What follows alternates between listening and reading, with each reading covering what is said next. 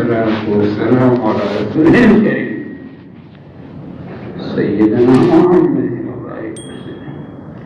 وعلى آله وصحبه أجمعين وبارك وسلم تسليما كثيرا.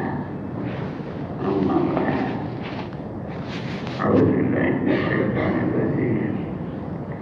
بسم الله الرحمن الرحيم. فذكر فإن الذكرى تنفع المؤمنين. صدق الله العظيم.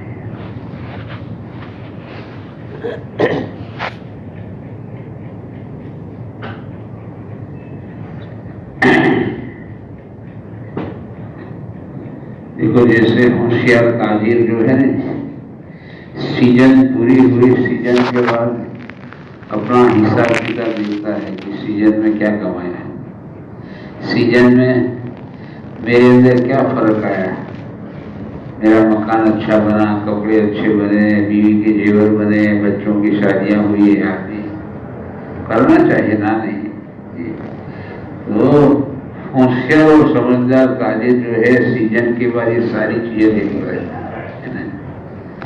ایسے رمضان بھی سیزن ہے. رمضان کیا ہے؟ رمضان حضرت نظام الدین اولیاء رحمۃ اللہ علیہ فرماتے ہیں رمضان کا ایک ایک دن تو ہے نا پورے سال کی خیر کو لاتا ہے. وہ تو ایسا سیزن ہے رمضان، ایک ایک دن پورے سال کی خیر کو لاتا ہے. رمضان پورے سال کا میزان ہے، جیسے پورے ہفتے کا میزان جمعہ کا دن ہے. جیسا جمعہ کا دن گزرے گا ایسا پورا ہفتہ گزرے گا.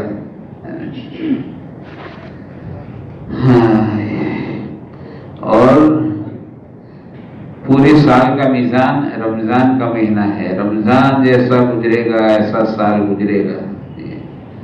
اور پوری زندگی کا میزان آدمی کا حج ہے. آدمی جیسا حج کرے گا ایسے اس کے حج کے بعد کی زندگی ہوگی. تو جیسے سیزن کے بعد آدمی جو ہے آدمی کی زندگی میں فرق آتا ہے. اگر سیزن اچھی گئی تو سیزن میں محنت کر لی اس نے، سیزن میں اپنے آپ کو تھکایا تو اس کی زندگی میں لامحالہ فرق آ جاتا ہے. جی اس کی زندگی میں چمک آ جاتی ہے کہ سیزن اچھی گئی ہے. ایسا میرے دوست رمضان ہے. بے شک میرے بھائیوں یہ بڑا مبارک مجمع ہے. ہر ایک نے رمضان میں محنت کی ہے، ایسا نہیں. کافی مجمع کی قدر کرنی چاہیے. لیکن رات ماشاءاللہ ہمارے بھائی ہمارے نوجوان رات عبادت کرتے تھے. ہم سے تو کچھ نہیں ہوتا تھا. یہ ہمارے جوان رات عبادت کرتے تھے، دن میں بھی رات میں بھی. تو ہر ایک نے محنت کی ہے. ہر ایک میں تو یوں سمجھتا ہوں کہ کوئی انشاءاللہ اللہ کرے ایک مسلمان ایسا نہیں ہوگا کہ رمضان میں کسی موقع پر اس کو گناہ یاد آ کر یا تو اللہ سے ڈر کر اس کے آنکھ سے آنسو نہ نکلا ہو. ایسا انشاءاللہ کوئی نہیں ہوگا. کسی نہ کسی موقع پر اللہ کا ڈر آ گیا، گناہ یاد آ گیا اور آدمی رویا، آنکھ سے آنسو نکلا ہے نا. اور ایک آنسو کہتے ایک آنسو جو ہے نا وہ تو آگ کے سمندروں کو بجھا دیتا ہے. جہنم کی آگ کے سمندروں کو بجھانے کے لیے ایک آنسو کافی ہے، قیمتی ہے. امی جان نے پوچھا یا نبی اللہ آپ کی امت میں ایسا بھی کوئی ہے کہ بغیر حساب کتاب کے اللہ اس کو جنت میں داخل کر دیں گے؟ کہاں ایسا جو اپنے گناہوں کو یاد کر کے روتا رہا.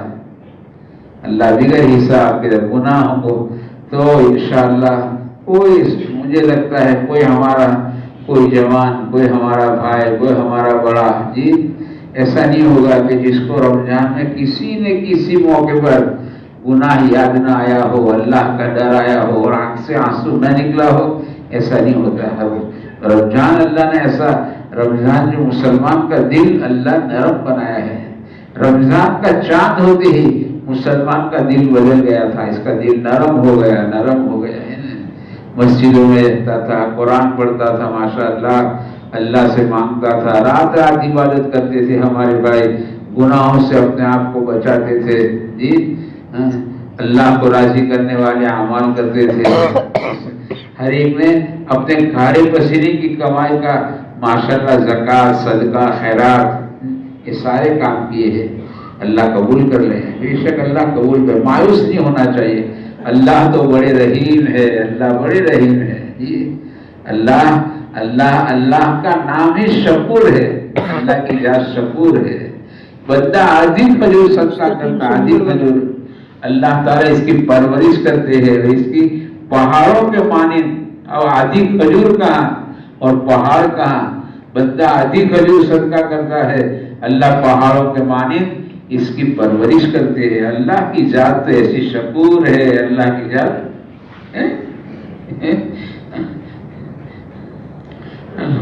اللہ کی ذات شکور ہے۔ تو اللہ ہم سب کی مغفرت فرما دے جی، پوری امت کی اللہ مغفرت فرما دے۔ جہنم سے چھٹکارے کا یہ آخری گھڑیاں ہے، سمجھو آخری گھڑیاں ہے، آخری گھنٹے ہے جی۔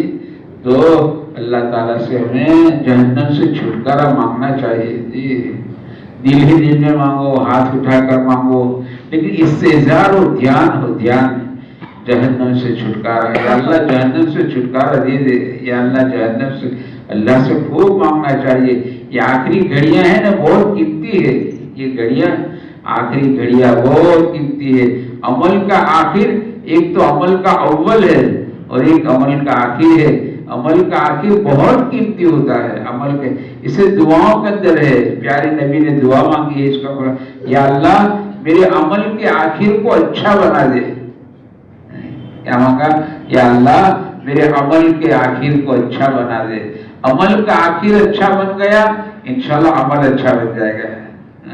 ایک آدمی نے غفلت کے ساتھ نماز پڑھی، اس سے اللہ یاد نہیں آیا، غفلت، لیکن نماز کے آخر میں اللہ یاد آ گیا کہ پوری نماز اللہ کے دھیان والی لکھ دی جائے گی۔ عمل کا آخر ایسا ہے، عمل کا آخر، یہ عمل کا آخر ہے، اور رمضان کا آخری گھڑیاں ہے میرے دوستو، آخری گھنٹے ہے۔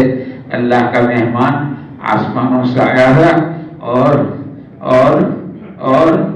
بہت تیزی سے ہمارے سروں پر سے گزر گیا میرے دوستو۔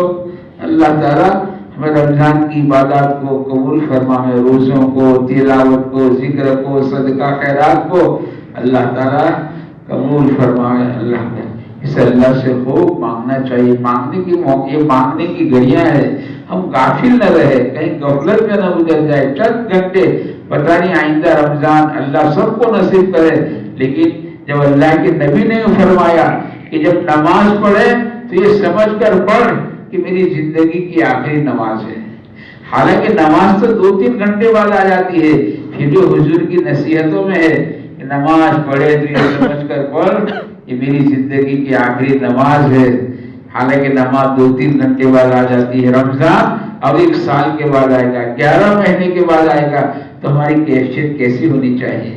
کیفیت پتہ نہیں آئندہ رمضان نصیب ہوتا نہیں ہوتا، اللہ سب کو نصیب کر دے، بار بار اللہ نصیب کر دے جی۔ اس لیے آدمی ڈرتا رہے۔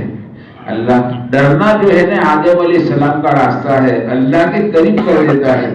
بے دھڑک بننا شیطان کا راستہ ہے، یہ اللہ تعالیٰ سے دور کرتا جاتا ہے۔ بے دھڑک میں بندہ ہمیشہ ڈرتا رہتا ہے، بندہ ہمیشہ۔ پیارے نبی صلی اللہ علیہ وسلم نماز کا سلام پھراتے تھے اور استغفار کرنے میں بہت جلدی کرتے تھے۔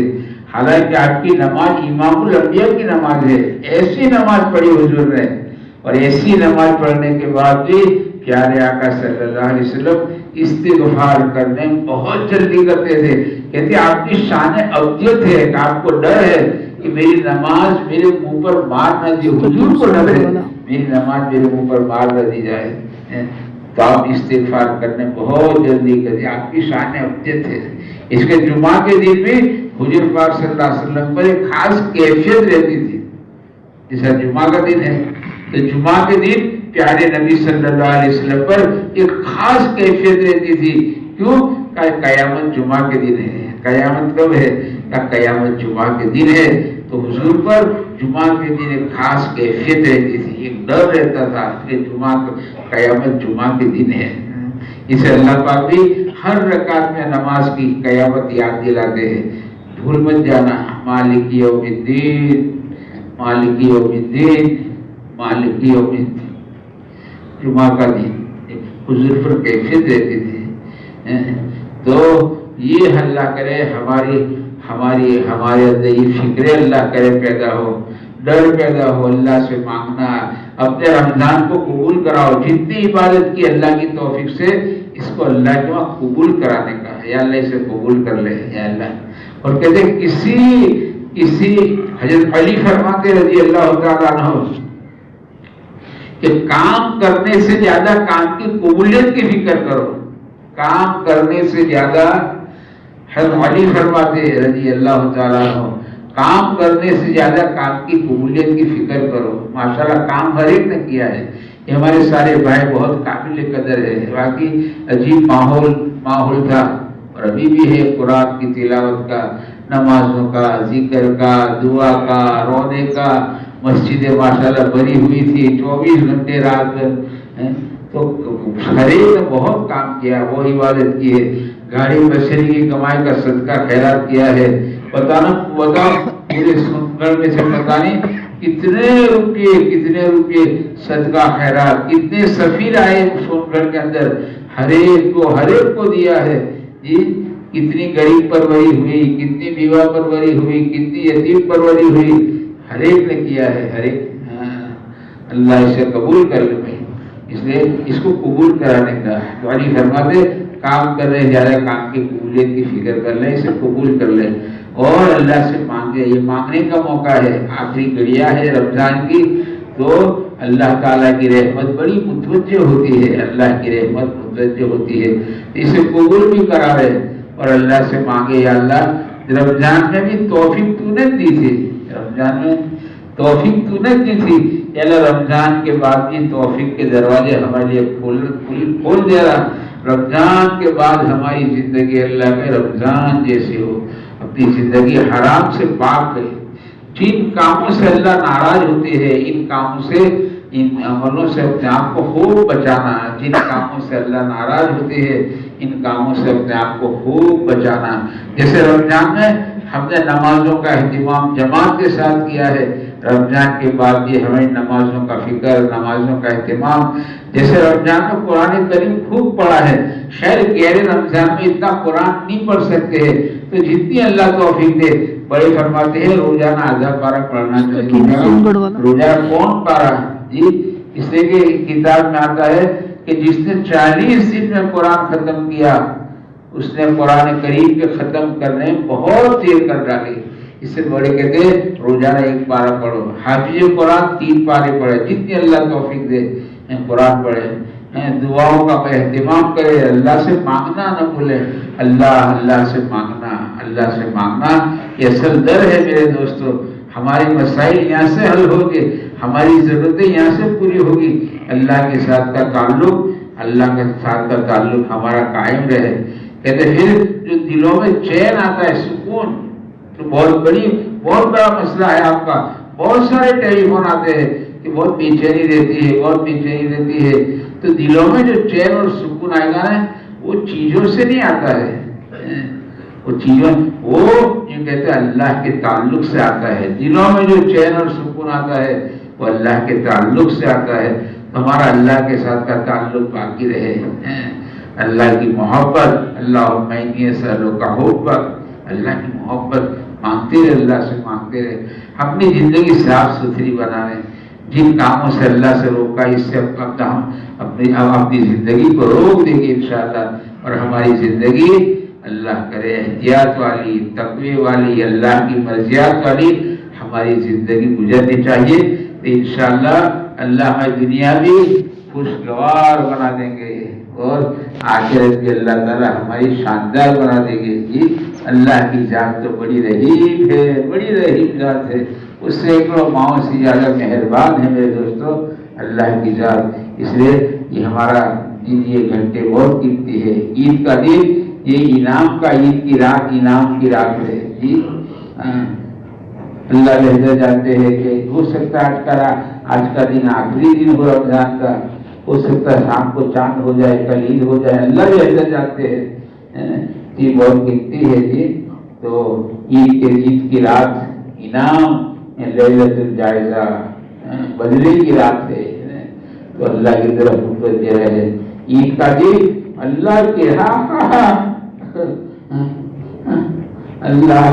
اللہ کی رحمت کہتے دریا ہاتھے مارتا ہے کہ اے میرے بندو، اے عجیب اللہ کا عجیب اللہ پاک کا انداز ہے، ایسا پیار بڑا انداز ہے۔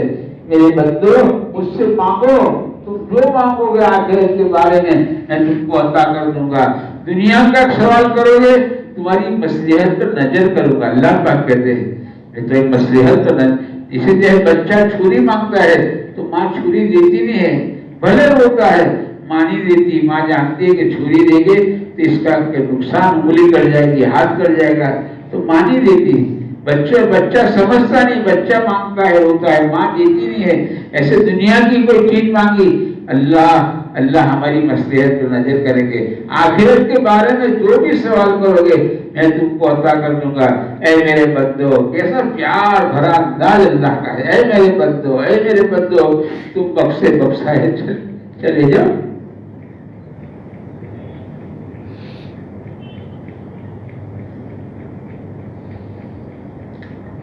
اور اللہ ہمیں عیدگاہ سے بخشایا گھر بھی دوست، عید کے دن گناہ سے بہت بچانا ہے۔